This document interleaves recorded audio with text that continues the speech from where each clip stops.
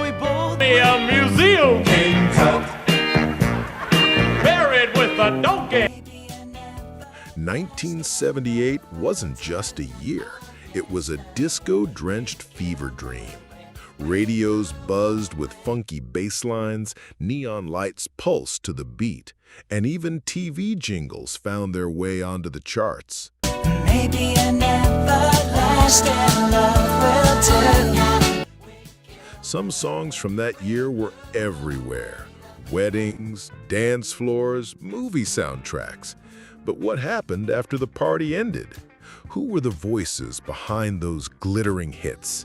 And why did most of them vanish? Until one day when the sky turned dark and the winds grew wild. Some stories are strange, some are scandalous, others are just plain sad. But every song on this list meant something once. And maybe, if you listen closely, they still do. In the words of a broken heart, it's just emotion that's taking me. Number 1. You Light Up My Life by Debbie Boone. So many dreams I kept deep. It was the biggest ballad of 1978, 10 weeks at number 1, a Grammy and a place in music history. But behind the soft piano and perfect vocals was controversy. The original version had been sung by someone else, and rumors claimed Boone just re-recorded it for commercial appeal. To carry on, you lie. Even worse, the song's writer, Joe Brooks, would later be linked to lawsuits and scandal. Debbie never found success again. Some blamed her clean-cut image. Others blamed the song's overwhelming shadow. The melody still plays, but how many remember the real story behind the voice? To be all alone. Number 2. Boogie Oogie Oogie, A Taste of Honey. Boogie no more, you can't boogie no more. This was disco at its fiercest. Boogie Oogie Oogie shot to number 1 with a bass line that demanded you dance. Fronted by 2 black women, Janice Marie Johnson and Hazel Payne, the group made Grammy history. Listen to the music and let your body flow. But after that one hit, the industry seemed to move on. Follow-ups flopped, and they quietly faded from the spotlight. Disco's fall wasn't kind, especially to artists who broke the mold. One perfect groove, one shot at history, and then silence. Boogie no more, you can't boogie. Number 3. Emotion, Samantha Sang featuring Barry Gibb. Never see me fall apart. In the words of a broken heart. It had all the magic of a Bee Gees hit, and that was part of the problem. Emotion soared in 1978, with Barry Gibb's falsetto echoing behind Samantha Sang's breathy vocals. Written and produced by the Gibb brothers, it had hit written all over it, and it delivered. It's just emotion that's taking me over. But many thought it was a Bee Gees song. Samantha faded into the background of her own success. She never had another major hit, and her name slipped from the charts just as quickly as it rose.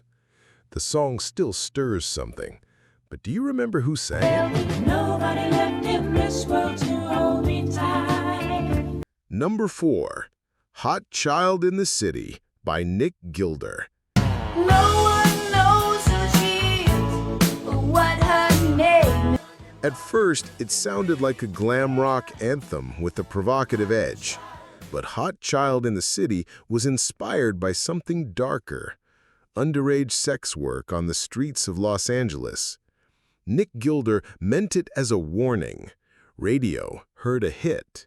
I don't know where she came from or what her game is. The song reached number 1, but the controversy never faded.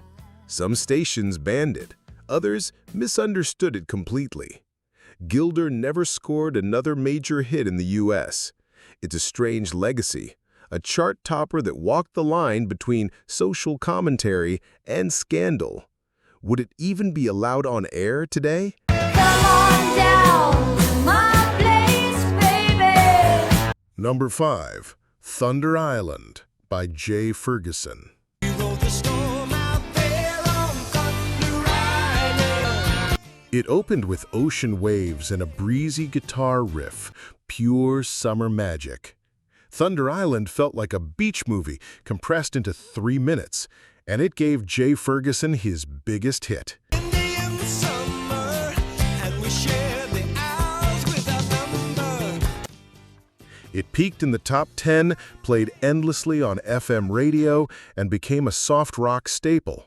Until one day when the sky turned dark and the winds grew wild. But Ferguson couldn't replicate the formula. Later singles failed to chart, and his solo career faded. Both our bodies drying in the sunshine, sweet sunshine. Oddly enough, he later found success composing TV themes, like the one for The Office. Thunder Island still gets airplay, but most people have no idea who was behind the waves. Until the storm passed, and we fell down laughing in the wet grass. Number 6. Sometimes When We Touch by Dan Hill. I wanna hold you till I die, till we both break down. Few ballads hit this hard. Sometimes When We Touch was raw, aching, and deeply vulnerable. But through the insecurity, some tenderness survives. Dan Hill poured everything into the lyrics, and the world listened. The song climbed into the top 5 and became a slow dance classic. Sometimes when we touch, the honesty. But critics were divided.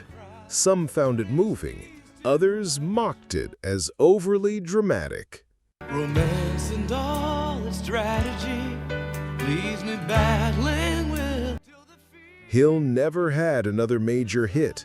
The emotional intensity that made the song unforgettable may have boxed him in. And sometimes when we touch, the honesty. Even today, people remember the chorus, but forget the man behind it. And I have to close my eyes and hide. Number 7. King Tut by Steve Martin. Taken all my money and bought me a museum. King Tut. Yes, that's Steve Martin, the comedian. King Tut started as a musical sketch on Saturday Night Live and somehow became a top 20 Billboard hit. He's my favorite honky. Born in Arizona, moved to Babylonia. Backed by a real band, Martin parodied the Egyptian craze of the late 70s, complete with dancing sarcophagus and all. Did you do the monkey? Born in Arizona, moved to Babylonia. It was absurd. It was catchy. It sold over 1 million copies. But it was also a one-time gimmick. Martin never returned to the charts. Today, it's a strange musical footnote, a joke that worked too well. Do you remember when comedy could top the pop charts?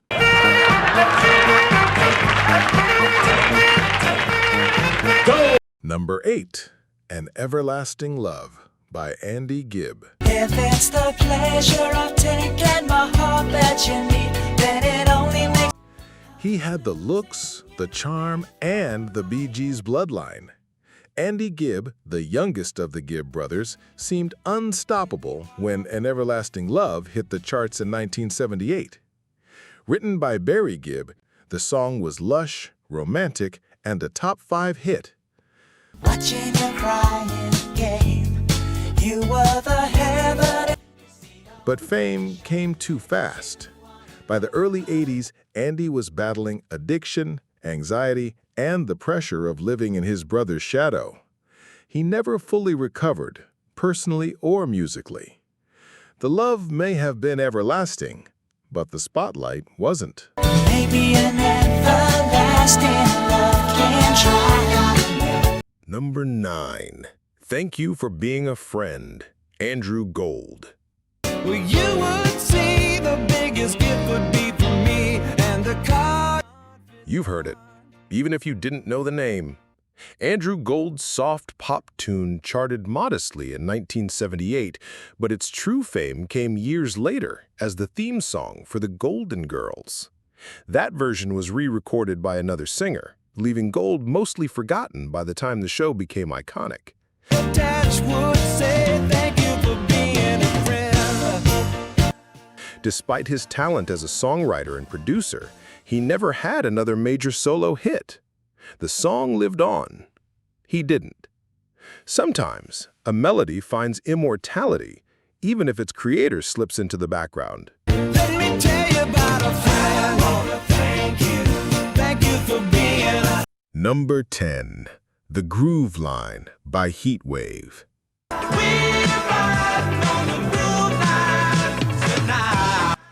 The Groove Line was pure dance floor fire. Funk, soul, and disco blended into one irresistible track. So grab your friends, get the train coming through, come on board. Heatwave had already scored big with Boogie Nights, and in 1978, this follow-up kept the momentum going. But tragedy struck. Lead songwriter Rod Temperton left to work with Michael Jackson.